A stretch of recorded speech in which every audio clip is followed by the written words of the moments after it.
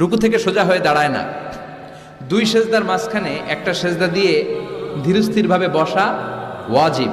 আল্লাহুম্মা গফিরলি ওয়ারহামনি ওয়াজবুরনি ওয়াআফিনি ওয়ারযুকনি, এই 7টা জিনিস আল্লাহর কাছে চাইবেন, সময়ই নাই আমাদের। সেজদা থেকে কোন রকম মাথা তুইলেই মুরগির মতো আরেক ঠোকর মারে, ডাকাত। এগুলো কি? বিষ্ণু বললেন এগুলো ডাকাত, এরা নামাজ নিয়ে চুরি করে, ডাকাতি করে। এজন্য নামাজের মধ্যে ধীরস্থির ভাবে সালাত আদায় করতে হবে, তাড়াহুড়ো করা চলবে না। বিশ্বনবী মেরাজে গেছে কয়বার? কথা কয় না।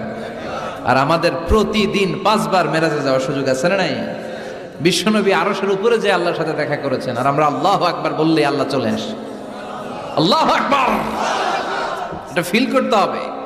আর তাড়াহুড়ো করলে এটা ফিল করা যায় না। এমনকি নামাজে দ্রুত যেতেও নিষেধ করেছেন বিশ্বনবী মুহাম্মদ সাল্লাল্লাহু। বিশ্বনবী বলেছেন, খবরদার